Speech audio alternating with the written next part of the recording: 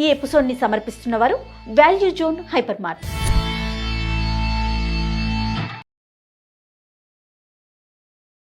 నమస్తే రమ్ గారు. నమస్తే జయ.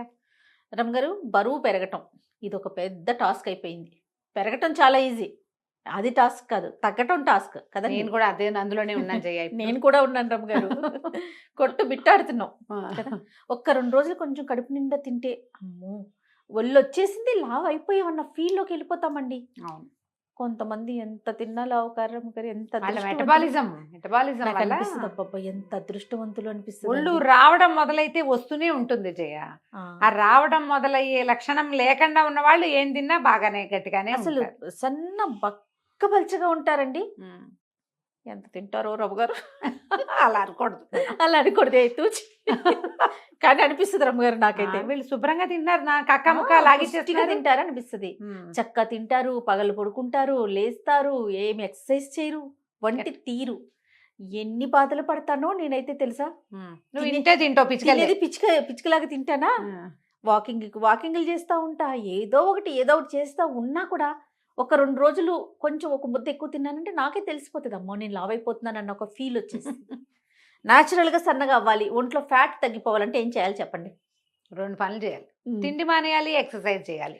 ఒట్టి ఎక్సర్సైజ్ తోటి సన్నబడ్డ వాళ్ళు అసలు చూడం మనం.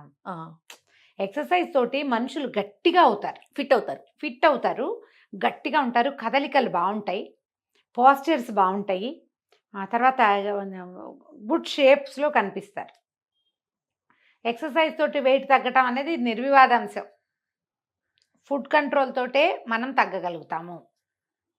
ఫుడ్ కంట్రోల్ మనం ఎప్పుడు చెప్పుకునేది. 5-6 ఏళ్ల క్రితం ఒకటి చెప్పాను నేను, 3 ఏళ్ల క్రితం అదే చెప్పా, మళ్ళీ ఇప్పుడు కూడా అదే చెప్తున్నా. మీరు 2 అంటారా? ఫుడ్ కంట్రోల్ ప్లస్ ఎక్సర్సైజ్ ఖచ్చితంగా. లేదా ఓన్లీ ఫుడ్ కంట్రోల్, లేదా ఓన్లీ ఎక్సర్సైజ్? ఇప్పుడు ఓన్లీ ఫుడ్ కంట్రోలే చేస్తాం జయ మనము. ఈ దండ్ల పిల్లోలోంచి లేదా ఎయిర్ పిల్లోలోంచి గాలి తీస్తే మనుషులు అది ఎలా అవుతుంది? ఎయిర్ పిల్లో తస లూజుగా, అవునా? నువ్వు డైట్ చేసి సన్నబడిన వాళ్ళు, గుడ్ షేప్లో ఉన్నారని గబుక్కును గుర్తొచ్చిన వాళ్ళని ఒక్కళ్ళనైనా చెప్పు నువ్వు. ఎవ్వరు లేరండి. షేప్లెస్గా అయిపోయిన వాళ్ళు 100 మంది గుర్తొస్తారు, సెలబ్రిటీస్తో సహా. గుర్తు చేసుకో, నా మాట అబద్ధమైతే. సెలబ్రిటీలు దాకా కాదు, నాకు మా ఆయనే గుర్తొస్తుంది. ఈ వీడియో చూస్తే నన్ను చంపేస్తారేమో గడి. తగ్గిపోతే మీకు తెలుసు కదా రమ్మ గారు, ఎంత డ్రాస్టిక్ గా తగ్గిపోతాడంటే అన్ని మానేసి మళ్ళీ అసలు ఎంత షేప్. అదే మీరు అన్నట్లుగా పిల్లో కనుక ఎట్లా అయిపోతుంది. పెద్ద పిల్లోలో బాగా నిండుగా పత్తి కూరిన పిల్లోని సగం తీసేస్తే డీలాగా ఏడిసినట్టు ఉంటారు. ఊరెళ్తే రమ్మ గారు కొంతమంది పెద్దవాళ్ళు అయితే పక్కకు తీసుకెళ్ళి, ఏంటి బాబు ఏదైనా సమస్య అంటారు, ఏదైనా ప్రాబ్లం అంటారు, హెల్త్ బాగోట్లేదా, లేకపోతే పర్సనల్ గా బాగోట్లేదా, ఇంకా రకరకాల ప్రశ్నలు అనమాట. నిజంగా రమ్మ గారు కదా. అస్సలు మీరు డైట్ చేసేవాళ్ళు ఇప్పుడు ఎన్ని రకాల డైట్లు వచ్చినాయి. మనమే సుమన్ టీవీయే బోల్డని డైట్లను ప్రమోట్ చేస్తుంది, బోల్డని యోగాల్ని ప్రమోట్ చేస్తుంది. యోగా చేయండి, లేదా ఎక్సర్సైజ్ చేయండి, పిలాటిస్ చేయండి, జూంబా చేయండి, ఏమైనా చేయండి. దాంతోపాటు డైట్ కంట్రోల్ కూడా చేయండి. అదేదో డైట్ తీసుకుని మీరు సన్నబడితే ఎంతమందిని చూసాను చేయ, అద్భుతమైన డైట్లు ఏమీ తినకుండా వటించి ఉండి 18 కిలోలు, 20 కిలోలు, 30 కిలోలు తగ్గిన వాళ్ళని కూడా చూసాం. ఆ తగ్గిన వాళ్ళు అదే వెయిట్లో మెయింటైన్ కావాలి అంటే ఎక్సర్సైజ్ మస్ట్. వాకింగ్ చేస్తాను, ఎంతసేపు వాకింగ్ అంటావు. వాకింగ్ తోటి నువ్వు తగ్గేది, వాకింగ్ తోటి ఏంటంటే నువ్వు చకచకా నీ కదలికలు బాగుంటాయి. అవును, దాంతో నువ్వు తగ్గేదైతే లేదు, అస్సలు ఉండదు. కానీ వాక్ చెయ్యాలి. అప్పుడు ఏమిటవుతుంది, మనకి శరీరం చులగ్గా ఉంటుంది, యాక్టివ్గా ఉంటాం మనం. వాక్ చేస్తే ఇప్పుడు ఎక్కడికైనా గబుక్కుని కాస్త నడవాల్సి వస్తే, ఈ రోజువారీ వాకింగ్ అలవాటు లేని వాళ్ళు ఏడుస్తారు దేవుడు అని. ఏ గుళ్ళోకి వెళ్తే కాళ్ళు పీక్కొస్తూ ఉంటాయి, కంఫర్టబుల్గా ఉండదు. మన జీవన క్రియలు కుంటుపడకుండా ఉండాలంటే వాకింగ్ మస్ట్.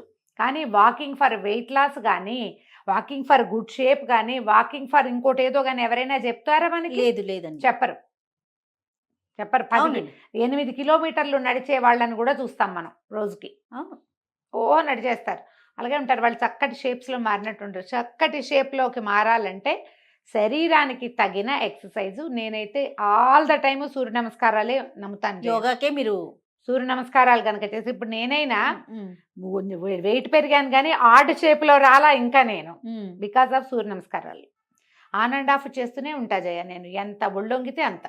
దీంతో షేప్ వస్తుంది అంటారా రమ్మగారు? కరెక్ట్ షేప్ లో ఉంటారు జయ. ఒళ్ళొచ్చినా గుడ్ షేప్స్ లో ఉంటాం, గట్టిగా ఉంటాం, ఆరోగ్యంగా ఉంటాం. వెయిట్ లాస్ కనిపిస్తుంది అంటే ఏం పెద్ద కనిపించట్లేదు జయ. ఫ్యాట్ లాస్ గానీ వెయిట్ ఏం లాస్ కనపడదు. ఫ్లెక్సిబుల్ ఉంటుందా? ఫ్లెక్సిబుల్ గా ఉంటుంది, ఇది బాడీ ఫ్లెక్సిబుల్ గా ఉంటుంది. మొన్న కాదు, కొంతకాలం క్రితం ఫ్రిడ్జ్ మీద ఏదో ఉంటే, మా పెద్ద ఫ్రిడ్జ్, పెద్ద ఫ్రిడ్జ్, జంబో కదా అది. ఆ జంబోగా నువ్వు చూసావుగా, ఆ పక్కన ఒక కుర్చీ వేసుకుని పైకి ఎక్కి ఆ ఫోటోకి ఏదో తుడవబోయేది. అక్కడ ఒక పెద్ద పిక్చర్ ఉంది. తుడవబోతే ఏం చేశాను, బాగా అందట్లేదని కుర్చీ కాలు మీద, చేతి మీద ఒక కాలు ఆనించా. ఎలా పడ్డానంటే మామూలుగా పడలేదు. ఏడాది క్రితం అసలు దిమ్మ తిరిగిపోయింది. ఏమైపోయానో కూడా అర్థమై చావలేదు నాకు. మామూలుగా అయితే ఈ ఏజ్కి ఏదైనా విరగాలి మరి కదా, ఏం అవ్వలేదు జయ. ఏవో చిన్న ఎంత పెద్ద రహస్యం చెప్తా కదా నీకు నేను. భగవంతుడా, ఇది ఎలా అయిందంటే, చెయ్యి ఆడ్గా నేలకి మనం పడేటప్పుడు ఎక్కడో చోట చేతులు పెట్టేస్తాం కదా, వేలు కొంచెం ఆడ్గా ఎట్లాగో పక్కకి తిరిగింది. ఒక 2-3 రోజులు వాపు ఉంది. ఎక్స్రే తీయించాం, ఏమైనా విరిగిందా అని. ఏం లేదు, ఒక ఆడ్గా అయింది. అలా అప్పుడే అటు ఇటుగా మా అక్కయ్య కూడా ఇలాగే పడింది. తనకి ఇక్కడ విరిగిపోయింది. తనకి ఆ సర్జరీ అవసరపడింది.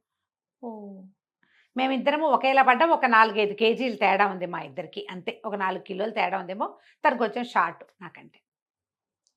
నేను పడ్డాన్ని తెలిసి మా అక్కయ్య పిల్లలందరూ కొట్టిపోయింది. కనీసం ఏదో ఒక ఎక్సర్సైజ్, యోగా ఉంటుంది కాబట్టి ఈ బాడీ అంత సులువుగా విరగలేదని జడ్జిమెంట్ ఇచ్చారమ్మా. మాకు ఒక ఆయుర్వేదిక్ ఫ్రెండ్ ఉన్నారు, తను కూడా అదే చెప్పాడు. అవునా? నీ ఎక్సర్సైజ్ ఉండటం వల్ల నీకు ఫ్లెక్సిబుల్గా ఉంది బాడీ, ఓకే, ఇది తక్కువ ఉంటుంది అని. అవునో కాదో డాక్టర్లు ఎవరైనా చెప్పాలమ్మా. నేను పడిన పొజిషన్కి చాలా అవ్వాలి నాకు. కుర్చీ ఎలా అయిపోయిందంటే అది నానా రకాలుగానూ అయింది, పనికి రాకుండా. అసలు చెప్పా కదా, తలకాయ ఎక్కడ పడ్డాను, ఏమైపోయానో కూడా చాలాసేపటి దాకా అర్థం కాలేదు.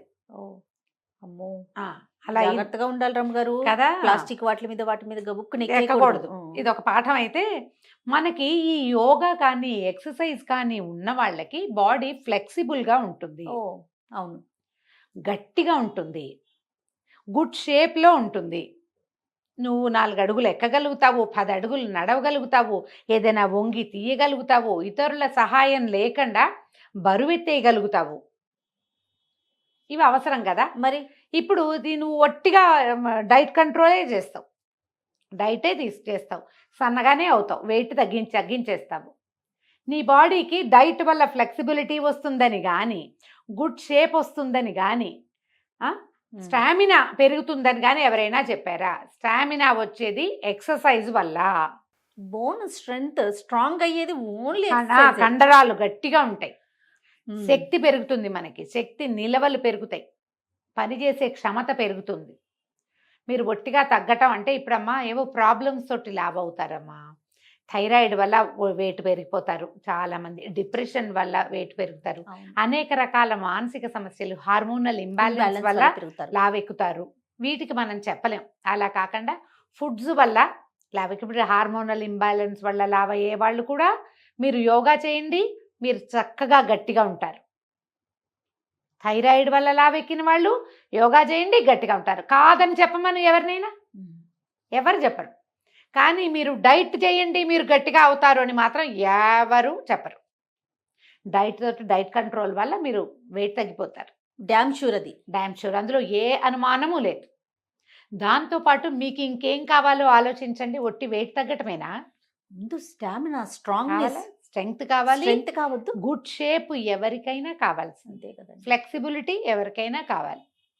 వాటి కోసం కూడా ట్రై చేసేటట్టయితే ఫుడ్ కొంత కంట్రోల్ చేయండి. మనమే చేసుకునేది. ఎక్కడికైనా వెళ్ళి డబ్బులు కట్టేమనుకో, వాళ్ళు ఎలాగో మన చెక్కేస్తారు. డబ్బులు చెక్కబడతాయి కాబట్టి మనం కూడా చెక్కబడతాం కొంత. మీరే స్వయంగా చేసుకునేటట్లయితే ఫుడ్ కంట్రోల్ ఎలా చేస్తారంటే, పోర్షన్ కంట్రోల్ చేసుకోండి. ఇది ఈజీ మెథడ్. అన్నీ మానేసి బతకలేం మనం. బెంగ వస్తుందమ్మా, ఫుడ్ మీద బెంగ. శరీరం కూడా వీడు ఫుడ్ ఇవ్వరేమో వీళ్ళు అని దాచిపెట్టుకోవటం మొదలు పెడుతుంది. బాడీకి తెలిసిపోతుంది కదా. అదేం చేస్తుంది, మనం కొంచెమే తిన్నా అందులోంచి ఫ్యాట్ అంతా దాచిపెట్టేస్తూ ఉంటుంది, అందులోంచి నిలవలు పెంచేసుకుంటుంది. అలా కాదు, తింటూనే ఉండండి. 6 డజన్ ఇడ్లీలు తినే చోట 4 తినండి, మళ్ళీ తింటాను. కాసేపు ఆగి ఒక జామకాయ ముక్కో, ఒక యాపిల్ ముక్కో తింటే ఫుడ్ అందుతోంది కాబట్టి మీకు పోర్షన్ కంట్రోల్ అవుతూ ఉంటుంది కదా. ఇలా ప్లాన్ చేసుకోండి, మీరు వెయిట్ తగ్గుతారు. ప్రతి పూట కూడా కాస్త తగ్గించమంటారు. ప్రతి ఒక పూట గుప్పెడు కూడా కాస్త తగ్గించండి, ఓ గుప్పెడు తగ్గించండి. దాని బదులు కాసిన ఎన్ని స్ప్రౌట్స్ అప్పుడే తినద్దు, పోర్షన్ కంట్రోలే. అప్పుడే తినకుండా ఒక అరగంట గంట పోయాక ఓ చిన్నది ఏదైనా తినండి. ఓ పండో, ఓ ఫలమో, కాసిన స్ప్రౌట్స్, కాసిన డ్రై ఫ్రూట్స్, అవును. ఆ తర్వాత నట్స్ ఏవైనా తినచ్చు కదా. మనం అవును. పచ్చికూరలు తినచ్చు, సాలెడ్స్ లాంటివి తినచ్చు.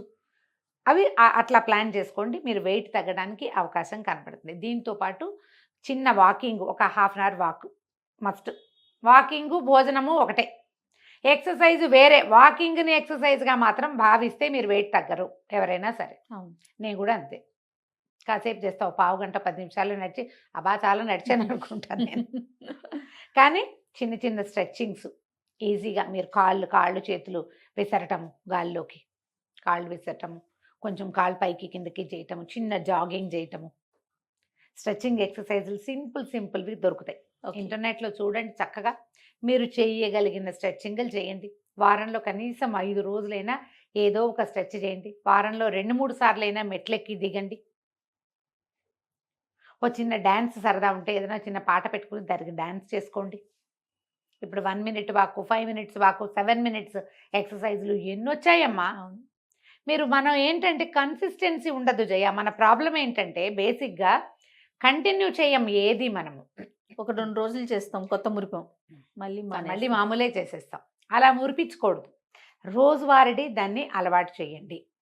మీకు శక్తి ఉండి, డబ్బులుండి, అవకాశాలుండి, ఆసక్తి ఉంటే ఏదైనా డైట్ తీసుకోండి. నేను కాదనేమంటల్లా, దాన్ని అది వేస్ట్ అని నేను చెప్పను పొరపాటును కూడా, మంచిదే. యోగా క్లాస్ కూడా తీసుకోండి. దాంతోపాటు ఒక మంచి యోగా క్లాస్ పెట్టుకోండి. రోజువారీ యోగా మీకు ఆరోగ్యాన్ని పెంచుతుంది, శక్తిని పెంచుతుంది, మీ మీద మీకు కాన్ఫిడెన్స్ని కూడా పెంచుతుంది. బట్టలు లూజ్ అవుతాయి మామూలుగా వెయిట్ తగ్గేసరికల్లా, ఆర్డ్గా ఉండదు. కానీ ఇలా ఆర్ట్ షేప్లోకి వెళ్ళకుండా గుడ్ షేప్స్లో ఉండటము విత్ స్ట్రెంగ్త్ అనేది ఆలోచిస్తే కనుక మీరు చేయగలుగుతారు. పోర్షన్ కంట్రోల్ బెస్ట్ నన్ను అడిగితే. ఈ రాత్రిపూట 7 తర్వాత ఫుడ్ తీసుకోకండి. టైమింగ్ ఒకటి చాలా మెయింటైన్ చేసుకోవాలి. ఫుడ్ తీసుకోవద్దు రాత్రిళ్ళు ఫ్రూట్స్ తినటం లాంటివి కూడా చేయబోకండి. అవన్నీ కూడా ఏంటంటే ట్రైగ్లిజరైడ్స్ పెరుగుతాయి, పళ్ళు అవి తినకూడదు అలాంటివి చెప్తున్నారు. మరి అవును, రాత్రులు తింటే పొద్దుటికి జలుబు చేస్తుంది ముందు కదా. దాని బదులు ఇంకోటి ఏదైనా ప్లాన్ చేసుకోండి. ఈవినింగ్ 7 కల్లా తినేసేయాలి. మీరు పడుకునే టైంకి ఫుడ్ అరిగిపోవాలి. ఈ ఫ్యాట్స్ కొంచెం నూనెల్లో వేయించినవి, వేపుళ్ళు అవి తగ్గించుకోండి. అన్నీ తినండి అంటే అన్నీ తినమన్నాం కదా అని పకోడీలు తింటామని అనుకోకండి. వేయించిన ఫుడ్స్ అవాయిడ్ చేయండి, బయట ఫుడ్ అవాయిడ్ చేయండి. అప్పుడు ఆటోమేటిక్గా ఎంతో కొంత వెయిట్ తగ్గుతారు. ఒక నెల 1 కేజీన్నర మీరు పెద్దగా ఏం చేయకుండానే తగ్గారనుకోండి, ఆసక్తి వస్తుంది దాని మీద. మరి ఒక నెల రోజులు exercise, diet control, portion control 2 చేస్తే మీకు కన్సిస్టెన్సీ వస్తుంది. అది అలవాటు అవుతుంది తర్వాత అట్లా చేయటం. ఇలా అలవాటు చేసుకుని కొంత వెయిట్ తగ్గించుకోండి. ఏమైనా ఆరోగ్య సమస్యలు ఉంటే డాక్టర్ని సంప్రదించండి అమ్మా ముందు. మీరు డైట్ కంట్రోల్ చేయదలుచుకుని డైట్కే వెళ్ళదలుచుకున్నారు, ఎవరిదైనా ఏదైనా కాస్ట్లీ డైట్కి వెళ్ళదలుచుకుంటే ముందు ఫిజిషియన్ని చూసి మీ ఆరోగ్య పరిస్థితి ఏమిటో కనుక్కుని అప్పుడు దిగటం కూడా మంచిది.